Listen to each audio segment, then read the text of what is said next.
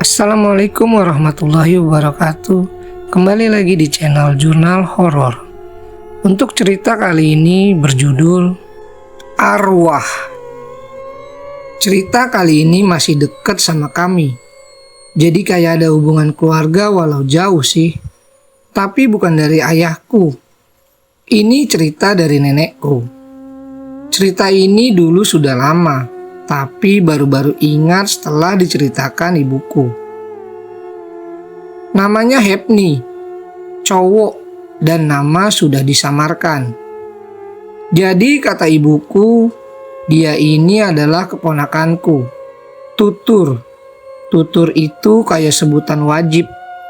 Walaupun tuturnya lebih tua atau nggak sesuai umur, tapi tetap harus dipanggil atau disebut seperti itu.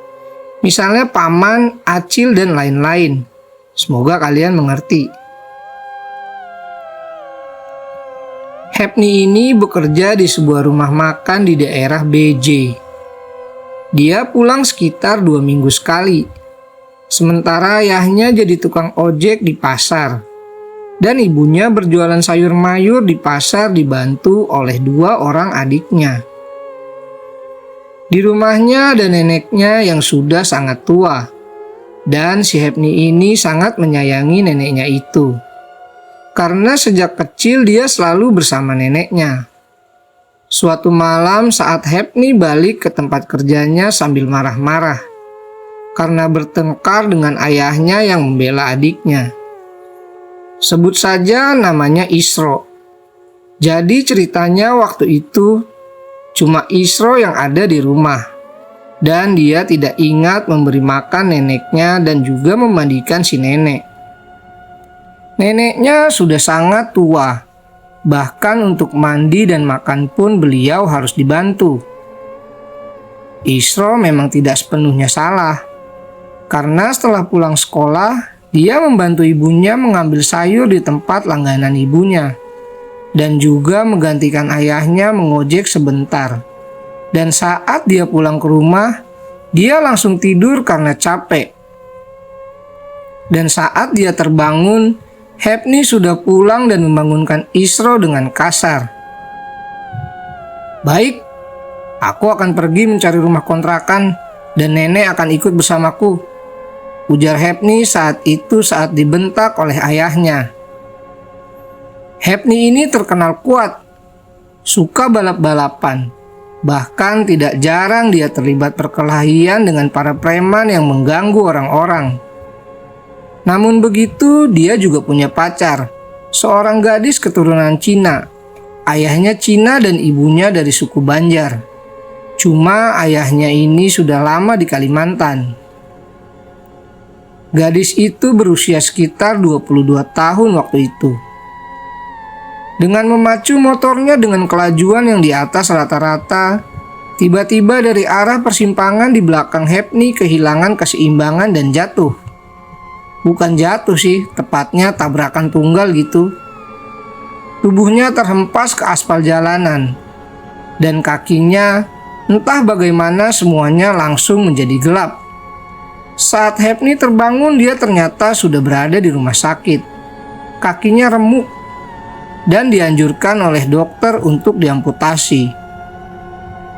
Namun Hepni bersikeras agar kakinya tidak diamputasi. Dan beberapa hari berlalu, Hepni pun terpaksa harus pulang karena biaya rumah sakit yang tidak mampu lagi mereka bayar. Itu pun ayahnya harus menggadaikan surat rumah untuk melunasi tagihan rumah sakit. Singkatnya, setelah kejadian itu, Hepni seringkali mengurung diri di dalam kamar. Hingga suatu hari, sahabatnya datang dan memberikan sebotol kecil minyak bintang untuk digunakan oleh Hepni.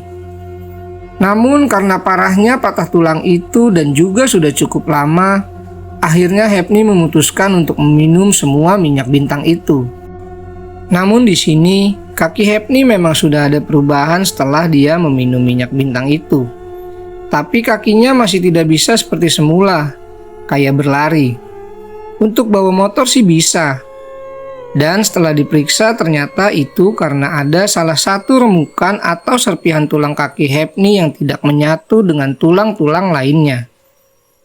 Dan serpihan itu juga lumayan besar dan sudah dikulut atau dikelilingi oleh daging. Jadi minyak bintang tidak bisa menyatukan tulang yang sudah dikulut daging itu. Jadilah kaki Hepni pincang. Awalnya dia mulai menerima keadaan. Namun ketika mendengar omongan para tetangga yang mencap apa yang terjadi padanya saat ini adalah karma karena Hepni sering melawan orang tuanya. Tapi di sini bukan melawan sih sebenarnya. Karena Hepni ini cukup penurut, meski kadang-kadang bersikap kasar ataupun melawan. Tapi itu pasti ada sebabnya, karena dia sangat menyayangi kedua orang tuanya dan juga adik-adiknya dan neneknya. Biasalah pertengkaran kecil antara anak dan orang tua. Sejak itulah Hepni kembali mengurung diri di kamar. Dia hanya akan keluar jika memberi makan neneknya ataupun memandikan neneknya. Siapapun tidak dia perbolehkan masuk ke kamarnya. Hingga suatu hari, Hepni ketahuan melukai tangannya sendiri di dapur saat semua orang tidak ada di rumah. Dan ayahnya saat itu pulang untuk mengambil sesuatu. Dan dia melihat Hepni sudah melukai tangannya. Dan saat itu Hepni langsung ditampar dan dimarahi ayahnya habis-habisan. "Mak, aku sudah tidak tahan mendengar bisikan-bisikan itu setiap hari dan setiap malam," ucap Hepni kala dia dimarahi ibunya. Saat itu tidak ada yang percaya padanya. "Kau tahu kan bunuh diri itu dosanya besar.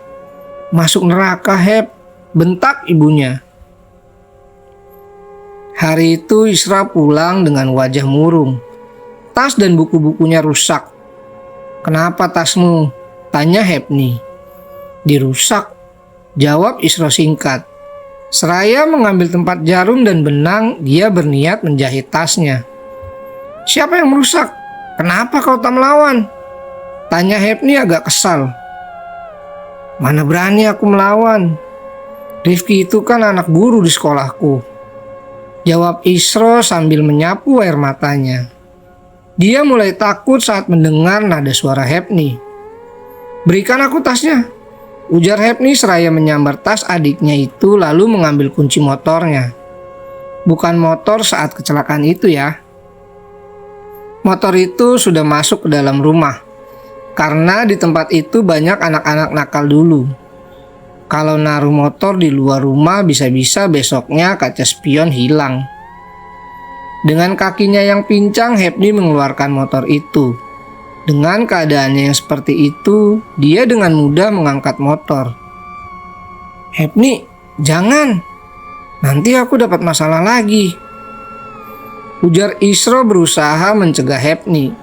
Namun terlambat. Hepni sudah melaju dengan motornya menuju rumah Rifki. Jadi rumah kayu itu kayak ada tangga-tangganya gitu di sini.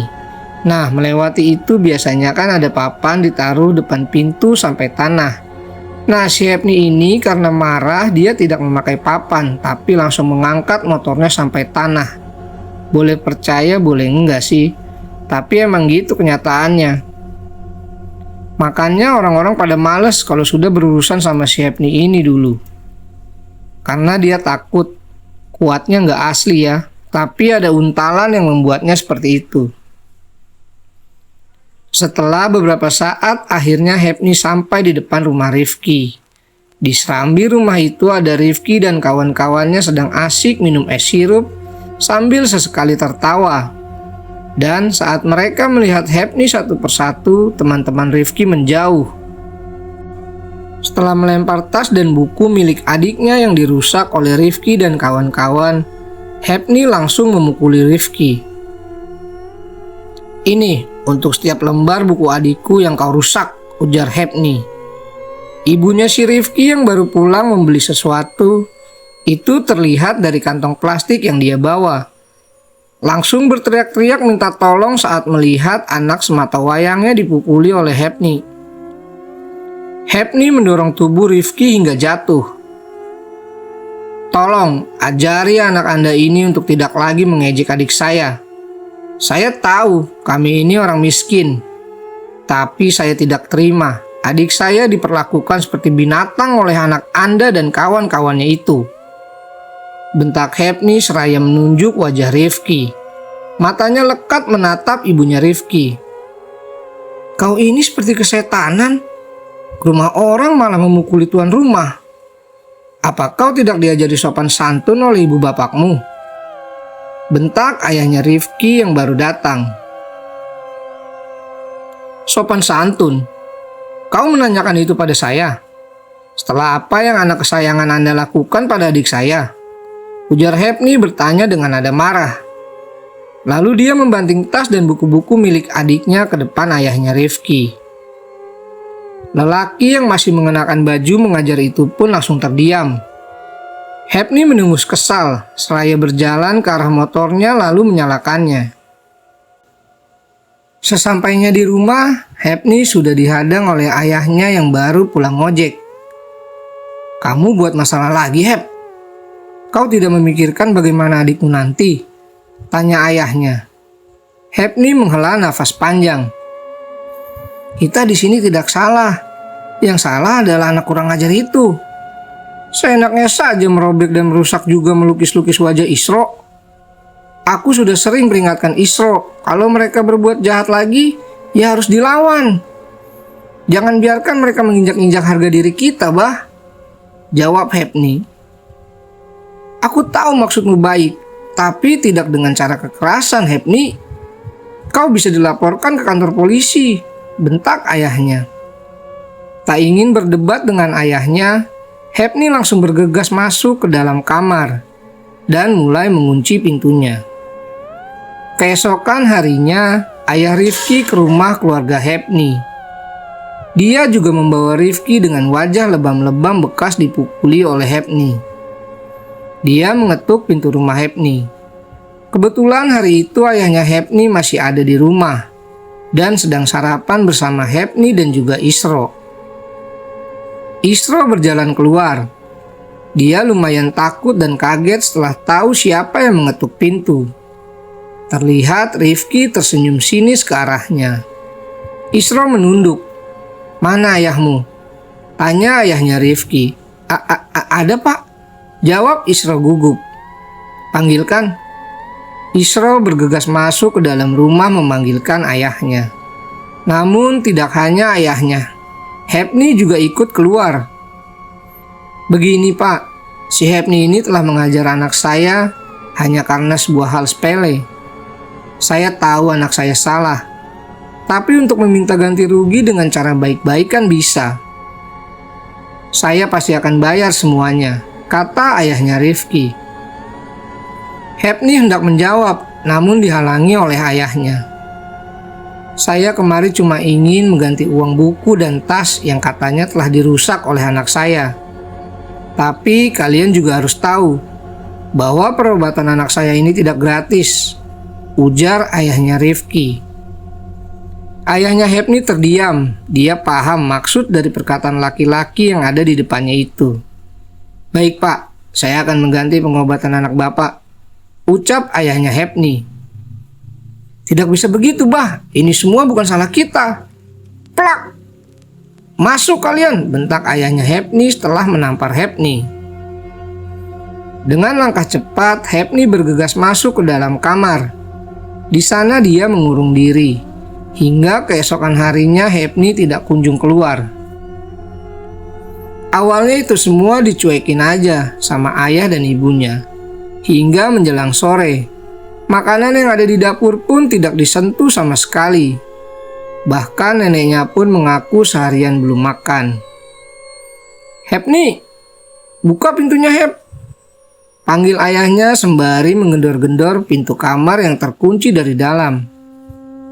Isro berinisiatif mengintip melalui lubang yang ada di dinding kamar Hepni dari luar rumah. Awalnya Isro agak kesusahan karena ternyata lubang kecil itu tertutup oleh poster. Tapi dia tidak menyerah. Dengan sebilah kayu kecil dia mencoba menembus poster itu dan akhirnya berhasil. Setelah itu dia mengintip ke dalam kamar dengan sebelah matanya. Dan betapa kagetnya Isra melihat Hepni yang sudah tergantung di dalam kamarnya dengan seutas tali yang diikatkan ke balok penahan plafon rumahnya. Sontak saja Isra yang ketakutan langsung berlari ke dalam rumah. Di depan kamar Hepni, dia mencoba mendobrak-dobrak pintu kamar itu dengan air mata yang terus mengalir dari kedua matanya. "Ada apa, Sro?" tanya ayahnya. Dengan gugup dan gemetar Isra menjawab, "Hepni, dia gantung diri, Pak."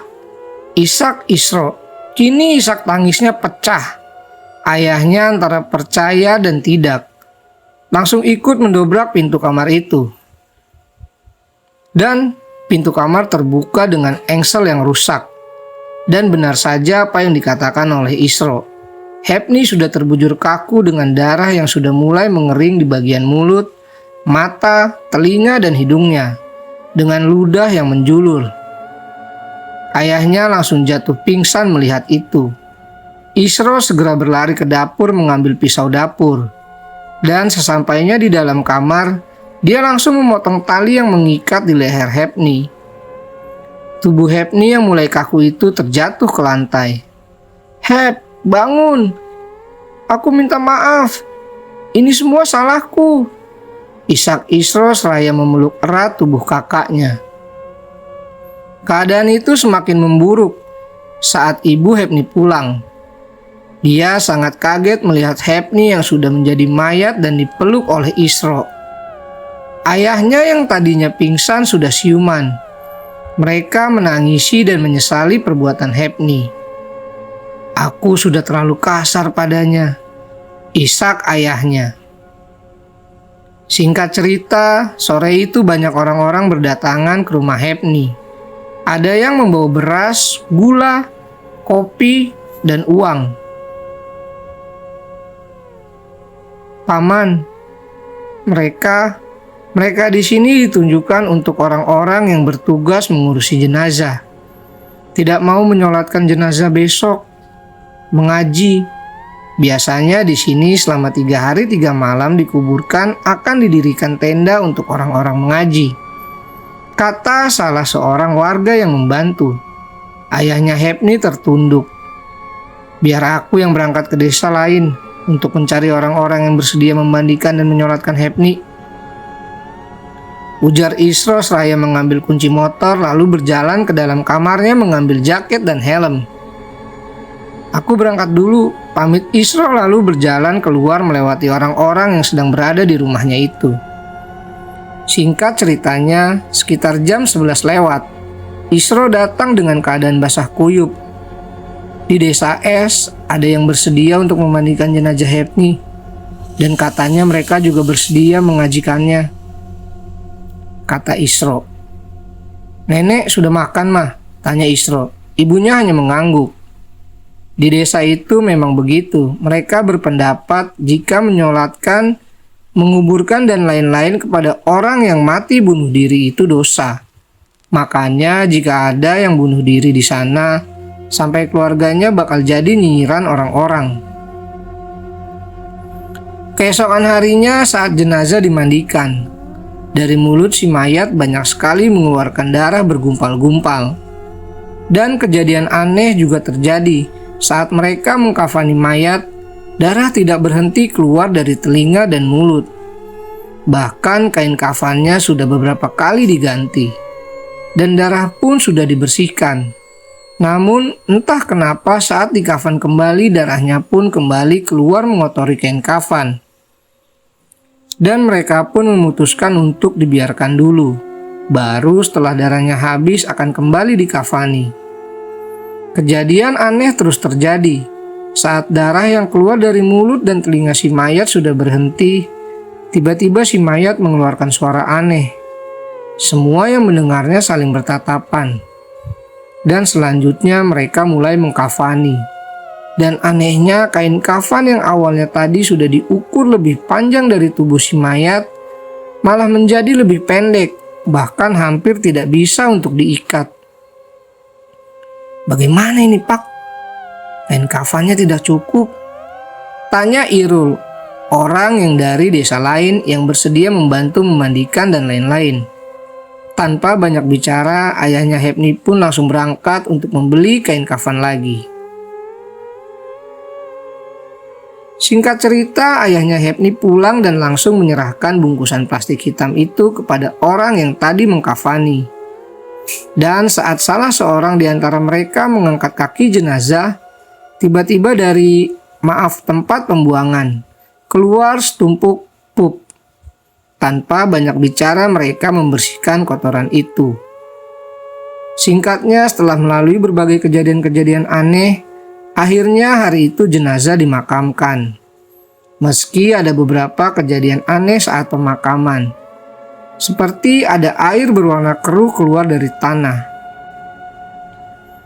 Hari itu juga setelah pemakaman, orang-orang mulai mendirikan tenda di atas kuburan.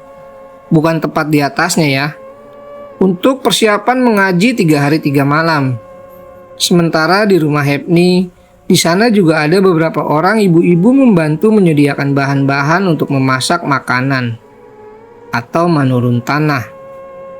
Malam ke-1, setelah acara makan-makan atau manurun tanah, Isro langsung tidur. Dan tengah malamnya dia bangun lalu berjalan ke dapur karena untuk mengambil air minum. Saat dia melewati kamar Hepni, dia mendengar suara-suara keretakan lantai, kayak suara orang yang sedang jalan-jalan. Isro pelan-pelan menempelkan telinganya ke pintu.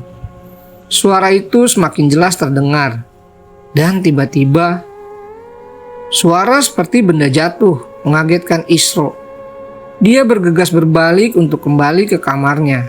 Namun tepat saat dia berbalik, ada ibunya yang sedang berdiri tepat di belakangnya. Isro tersentak kaget. Sambil memegangi dadanya, dia menghela nafas. "Kamu ngapain?" tanya ibunya. "Tadi ada suara-suara kayak orang jalan, Mah," bisik Isro. Ibunya mengerutkan kening lalu membuka pintu kamar Hepni. Di sana tidak ada apa-apa. Hanya sebuah kursi plastik yang terjatuh. Ibunya menggeleng. "Mungkin itu cuma perasaanmu saja, Sro," ujar ibunya. Berpindah ke tenda di kuburan. Di sana salah seorang di antara orang-orang yang mengajikan tiba-tiba ingin buang air. Dan itu harus keluar dari wilayah pemakaman. Saat dia hendak balik ke tenda, tiba-tiba dia melihat sesosok putih bajampung atau seperti pocong di balik pohon-pohon Kamboja yang ada di kuburan. Bebarengan dengan sosok itu tercium juga bau busuk yang teramat sangat. Orang itu pun langsung membaca bacaan, dan seketika sosok dan bau busuk itu menghilang. Dengan langkah cepat dia pun langsung menuju ke tenda. Setibanya di tenda, dia dengan nafas ngos-ngosan menceritakan apa yang dia alami dengan teman-temannya. Malam kedua. Malam itu Isro kembali terbangun di tengah malam karena ingin buang air kecil. Dia mendengar sayup-sayup suara-suara bisik-bisik neneknya. Isro penasaran dengan siapa nenek bicara. Pelan-pelan dia menuju ke arah kamar neneknya. Dia mengurungkan niatnya untuk pergi buang air kecil. Sesampainya di depan pintu kamar, dia menempelkan telinganya di pintu. Tiba-tiba seperti ada orang yang menggebrak pintu dengan keras, yang membuat Isro terjatuh saking kagetnya. Terdengar juga bisikan suara seperti suara Hepni yang memanggilnya. Isro semakin gemetaran, dan setelah berdiri dia langsung berlari menuju kamarnya. Di dalam kamarnya Isro masih takut. Pikiran-pikirannya campur aduk jadi satu. Sementara ayahnya, yang malam itu baru pulang dari rumah saudaranya di tengah jalan yang sepi, tiba-tiba motornya terasa berat dan bersamaan dengan itu tercium bau busuk. Ayahnya Hepni merasa ada sesuatu yang tidak beres dengan sedang mengganggunya. Dengan nada santai ayahnya Hepni berkata, "Jangan mengganggu," katanya. Begitu juga di tenda pemakaman. Saat mereka beristirahat sebentar untuk bergantian makan mie instan. Saat sedang makan, mereka mencium bau busuk yang menyengat. Dan tak jauh dari mereka, di dekat sebuah pohon kecil, mereka melihat sosok putih bajampung. Sosok itu semakin lama semakin mendekat ke arah mereka. Dan sontak saja, beberapa yang lebih muda di antara mereka berlarian takut menuju ke perkampungan. Hanya menyisakan seorang laki-laki yang masih mengaji di sana. Laki-laki itu tetap fokus dengan apa yang dia baca, tanpa sedikit pun mempedulikan sosok hantu bajampang yang ada di luar tenda tersebut. Dan orang-orang yang tadinya berlarian sudah sampai di rumah keluarga Hepni. Mereka bahkan tak mau lagi balik ke area pemakaman karena takut. Dan benar saja, keesokan harinya mereka yang mengajikan pulang. Dan desas-desus hantu arwah Hepni pun menyebar ke seluruh desa, bahkan juga desa-desa tetangga. Dan ada juga yang desa mereka sudah dipagari agar hantu itu tidak bisa masuk ke kampung mereka. Dan malam demi malam, arwah Hepni semakin menjadi ketakutan baru bagi semua warga. Bahkan hampir setiap warga yang ketakutan jika harus pulang malam. Malam itu Isro yang baru pulang dari rumah pamannya. Di tengah jalan tiba-tiba motornya mogok. Yang berarti ia harus mendorong motornya sampai rumah. Padahal jarak dari jalan itu ke rumahnya masih lumayan jauh, sekitar 4 km lagi. Dan 2 km diantaranya melewati jalanan yang sepi dan gelap. Singkatnya, Isro terus berjalan sambil mendorong motornya hingga tiba di sebuah warung. Dia mampir sebentar untuk membeli minuman. Setelah itu dia pun langsung bergegas mendorong motornya kembali. Saat mulai memasuki jalanan sepi dan gelap itu, Isro mulai ragu. Namun Isro mencoba membuang semua rasa ragu dan takutnya itu. Hingga beberapa meter ke depan, Isro mulai merasakan ada sesuatu yang terus memperhatikannya. Hingga tiba-tiba terdengar sayup-sayup suara. Isro. Sayup-sayup suara itu terdengar. Suaranya memang sayup-sayup dan hampir tidak jelas. Namun Isro tahu itu suara memanggilnya. Tanpa banyak pikir, Isro berlari sambil mendorong motornya. Namun, tiba-tiba motornya mulai terasa berat. Berat dan semakin berat. Tubuh Isro mulai dibanjiri keringat. Dan nafasnya juga ngos-ngosan. Padahal saat itu jalanan yang dia lalui adalah jalanan lurus dan datar. Sama sekali tidak ada tanjakan. Tak mau memikirkan macam-macam, Isro mulai bersolawat. Meski nafasnya terasa hampir habis. Dan perlahan-lahan rasa berat tadi menghilang. Dan Isro pun menghela nafas lega. "Woi, Isro!" panggil seseorang yang sedang menaiki motor dan singgah tepat di depan Isro. "Alhamdulillah, Loy, bisa tolong? Motorku mogok," kata Isro penuh harap. "Iya, ayo," jawab Aloy. Keesokan harinya, Isro yang sengaja tidak masuk sekolah itu iseng-iseng masuk ke dalam kamar Hepni. Di sana dia bermaksud melepaskan poster-poster yang memenuhi dinding kamar Hepni. Dan saat satu persatu poster terlepas dari dinding, Isro dikejutkan dengan tulisan-tulisan aneh, berupa mantra dan nama-nama, bahan untuk membuat untalan kuat. Astaga, apa mungkin ini yang membuat Hepni jadi tidak tenang? Gumam Isro.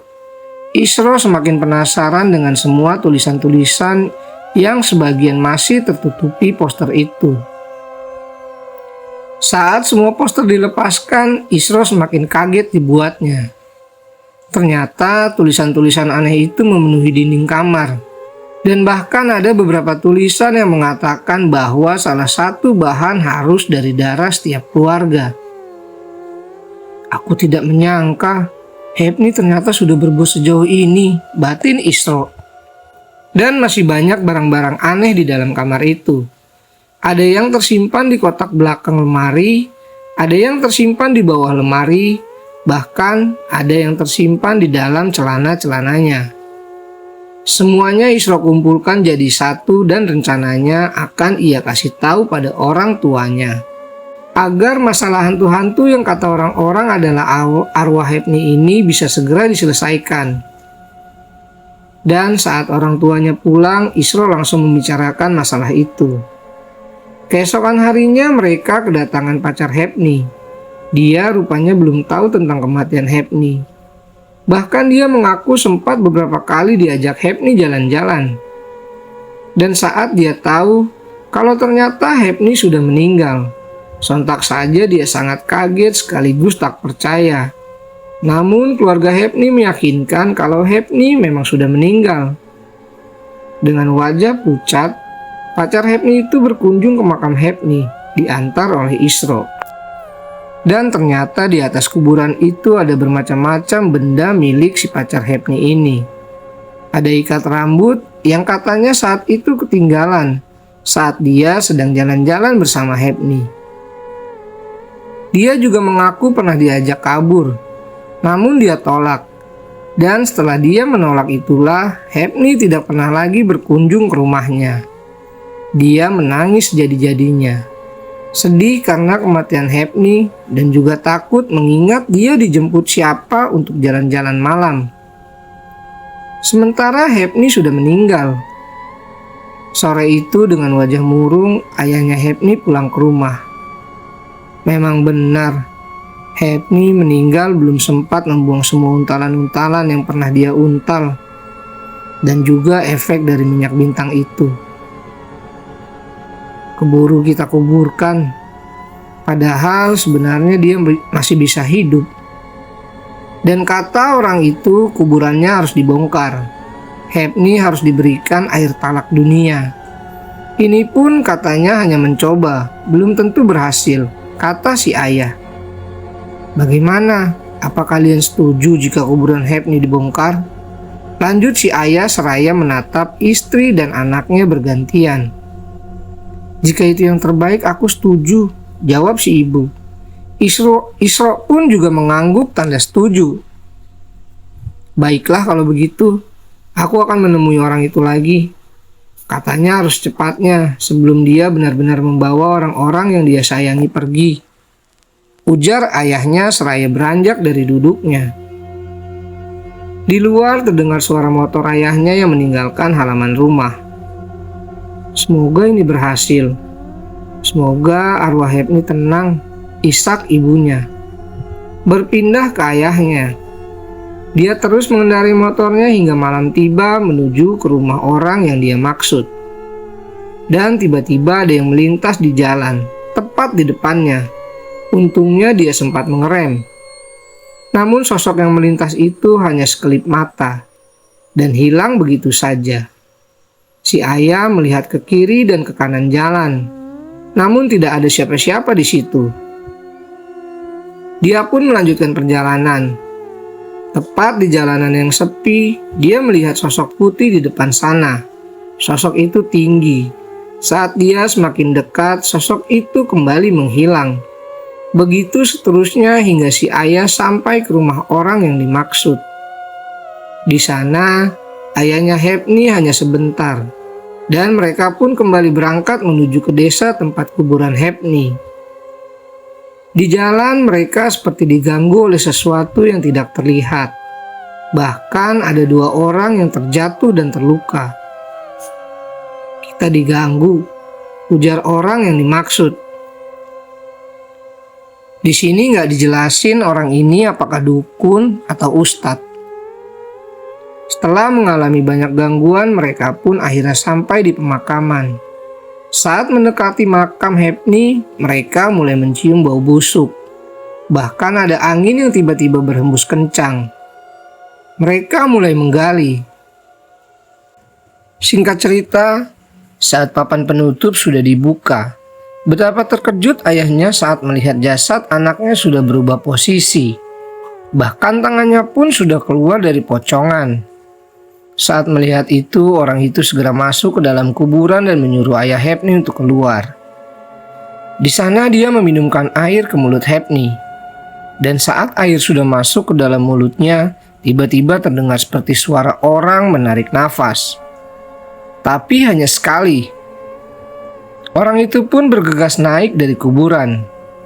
Dan dari mulut Hepni keluar cairan putih yang berbau. Di sini juga tidak dijelaskan apakah itu untalan yang keluar atau apa. Di sini tidak dikasih tahu. Setelah orang tadi menyuruh beberapa orang lainnya untuk membetulkan letak dan posisi jasad, lalu setelah itu mereka pun pulang. Semoga saja semuanya sudah berakhir ya Pak, ucap ayahnya Hepni. Insya Allah, jawab orang itu sebelum pergi. Dan cerita pun selesai.